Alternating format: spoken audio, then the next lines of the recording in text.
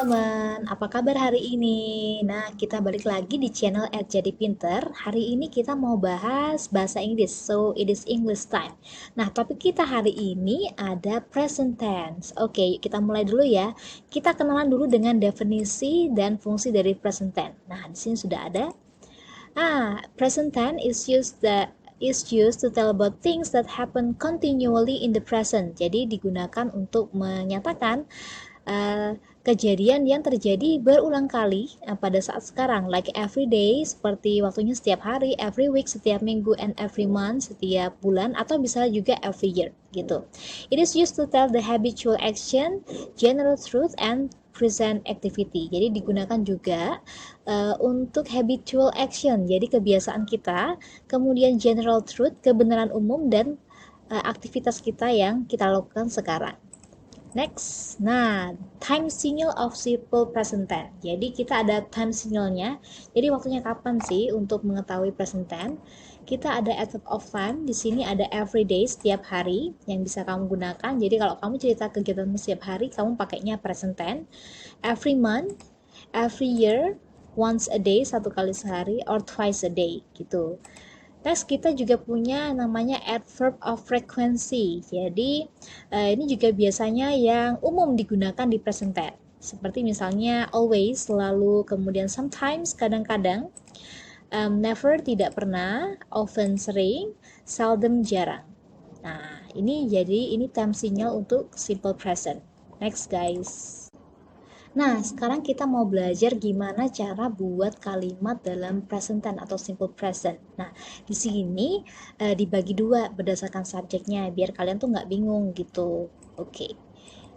Next ya, formula. Jadi ada plural subject, itu terdiri dari they, we, you, and I. Nah, kalau subjeknya they, we, you, I, berarti rumusnya simple banget. Jadi setelah subjek plus verb 1 kemudian plus complement. Complement ini apa? Complement ini pelengkap. Jadi bisa jadi diisi kata sifat.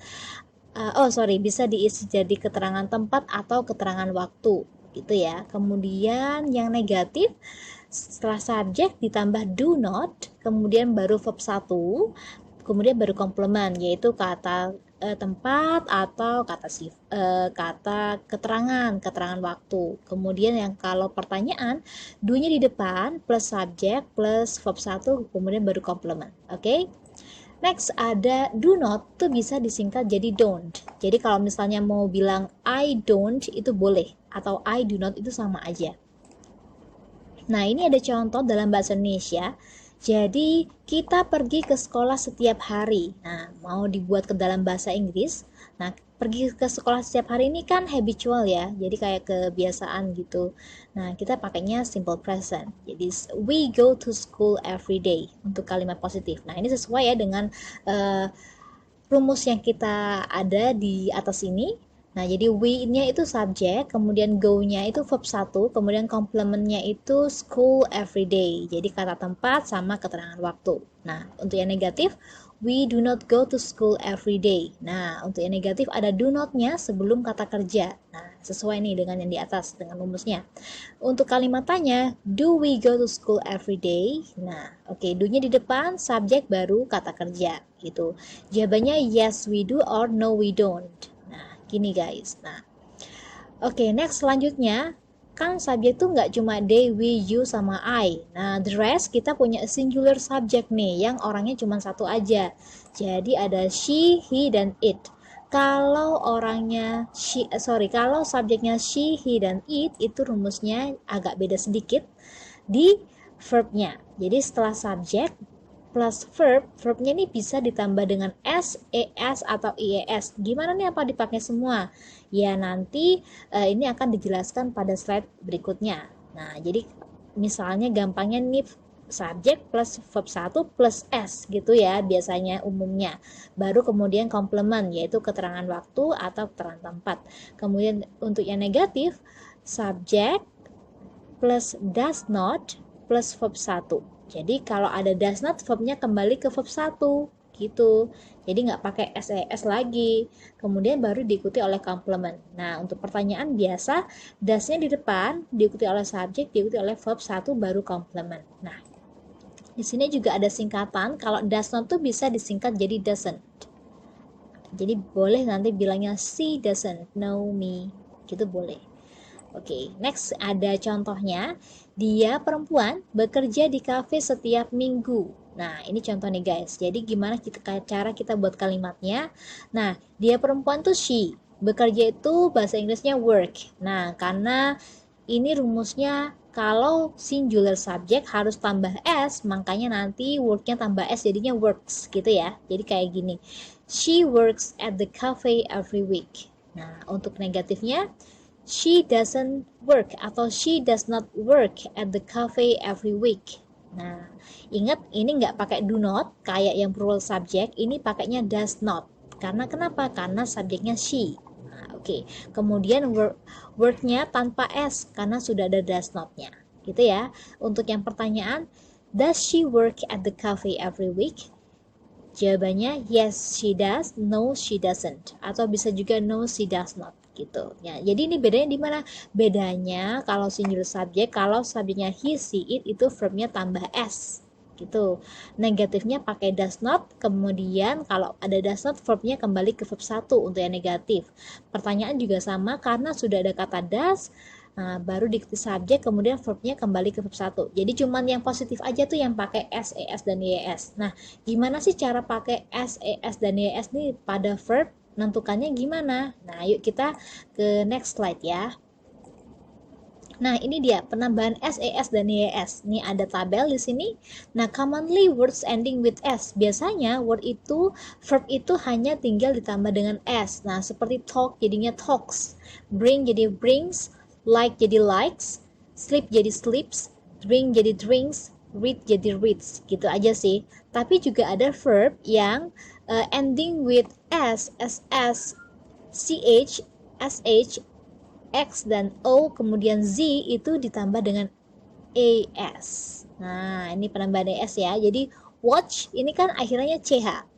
C sound. Jadi tambahnya AS jadi watch jadi watches. Kiss jadi kisses. Go jadi goes. Nah, fix jadi fixes. Wash jadi washes. Catch jadi catches. Nah, gini nih guys. Jadi kalian lihat endingnya, ending soundnya SH, CH, X, O, S, dan Z itu tambahnya dengan ES. Nah, kemudian ada juga yang ditambah dengan IES, itu words ending with Y, jadi kata atau verb yang berakhir dengan huruf Y, tapi sebelum huruf Y-nya ada huruf konsonan atau huruf mati. Nah, contohnya seperti study. Nah, ini kan akhirannya huruf Y ya, tapi sebelum huruf Y ada huruf D. The sound, study. Jadi, nanti ketika pakai subjek singular verb, he, she, it, study-nya berubah jadi studies. Nah, Y-nya hilang, tambah IES. Jadi, study become studies. Carry become carries. Bury become buries. Spy jadi spies. Bully jadi bullies. Worry jadi worries. Gini guys. Nah, jadi kalian ingat-ingat ini untuk penambahan s, es, dan es. Oke. Nah, itu tadi rumus kita yang pakai kata kerja. Gimana nih kalau misalnya kita mau menyatakan sesuatu yang kita rasakan, nggak mau buat kalimat tapi nggak ada kata kerjanya. Berarti nanti masuknya ke nominal sentence di next slide ya. Oh, sebentar. Sebelum ke nominal sentence, kita ada contoh dulu untuk yang ending with s, es, or es. Nah, di sini ada example contoh Dini drinks hot coffee. Jadi untuk negatifnya jadinya Dini doesn't drink hot coffee. Tadi sudah di review ya. Kalau misalnya negatif ada doesn't, s-nya hilang. Karena kenapa? Subjeknya Dini nih. Dini kan she. Nah, untuk pertanyaannya, does Dini drink hot coffee? Yes, she does. No, she doesn't. Next example ada Megan watches TV tonight. Kemudian negatifnya jadi Megan does not watch TV tonight. Karena ada does not berarti es-nya yang hilang nih di sini. Nah, kalau watch kan akhirnya ch. Nah, ch tambah es. Karena kalau pakai does not negatif, es-nya yang hilang. Nah, oke. Pertanyaannya, does Megan watch TV tonight? Yes, she does. No, she doesn't. Oh, ini harusnya yes, she does ya. Sorry guys, mistyping. Hilangin dulu. Nah, oke. Alright, next example ada mommy carries a big bag. Nah, untuk negatifnya, mommy doesn't carry a big bag. Nah, ingat kalau akhirnya Y, sebelum huruf Y-nya ini ada huruf mati, maka penambahnya kan IES. Nah, kalau negatifnya karena sudah ada doesn't, kembali lagi jadi verb satunya. Jadi ada yang ada Y-nya, jadi carry. Jadi mommy carries a big bag for positive, negatifnya jadi mommy doesn't carry a big bag. Does mommy carry a big bag? Yes, she does. No, she doesn't. Oke. Nah, jadi gimana kalau kita mau buat kalimat tapi yang nggak ada kata kerjanya? Nah, berarti kita mau pakai rumus yang nominal sentence atau kalimat tanpa kata kerja. Nah, di present tense, rumus nominal sentence itu dibantu menggunakan to be. Ini guys rumusnya. Jadi untuk subjek, untuk positif, subjek is MR plus complement. Nah, ingat tadi complement tuh bisa jadi keterangan tempat, keterangan waktu, atau bisa jadi juga adjektif. Nah, kalau negatifnya gampang tinggal tambah not setelah is, am, dan are. Nah, kemudian baru diikuti oleh complement. Untuk pertanyaan is, MR-nya di depan, subjek baru complement. Nah, oke. Nah, is MR ini nggak dipakai semua dalam satu kalimat, tapi kita tentukan berdasarkan subjeknya. Kalau I berarti pakai am. Nah, pasti kamu pernah dengan I am happy, I'm happy. Nah, jadi ini guys, jadi ini kalimatnya nominal sentence gitu. Kalau subjeknya she, he, it. Nah, itu berarti pakainya is. Berarti she is, he is, and it is. Nah, kalau subjeknya they, we, you itu pakainya are. Jadi they are, we are, and you are. Oke, complement di sini ada juga note-nya. Can be adjective, adverb of time, adverb of manner, or place. Nah, di sini ada contoh nih, pakai bahasa Indonesia ya contohnya. Mereka senang di sekolah hari ini. Nah, kata mereka senang di sekolah hari ini nih nggak sama sekali nggak ada kata kerjanya.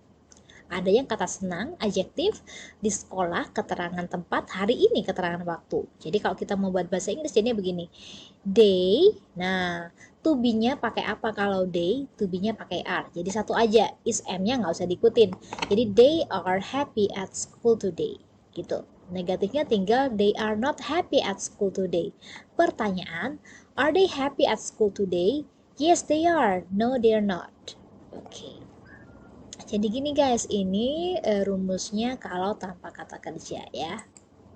Nah, contoh kedua nih ada Dian berada di restoran setiap sore. Nah, Dian berada di restoran setiap sore. Gak ada kata kerjanya, adanya di restoran. Keterangan tempat setiap sore langsung keterangan waktu. Jadi buatnya Dian is at the restaurant every afternoon. Nah, untuk negatifnya Dian is not at the restaurant every afternoon. Pertanyaannya berarti is-nya di depan. Is Dian at the restaurant every afternoon? Yes, she is. No, she is not. Gitu ya. Nah, oke. Nah, ini ada quiz nih guys. Nah, coba dong yang bisa jawab di kolom komentar. Nih, perintahnya adalah choose the correct sentences. Nih ada dua ya. Yang nomor satu, your friends speak English. Yang B, your friends speaks English. Ini mana yang benar? Yang A atau yang B? Ini nomor satu ya. Kemudian nomor dua, she doesn't watch TV today. Yang B, she doesn't watch TV today. Nih, yang ini nomor dua. Yang nomor dua A atau B? Oke, bisa jawab dua-duanya di kolom komen ya. Oke, everyone, I think is done for our discussion. Thank you. Have a good day, everybody. Bye.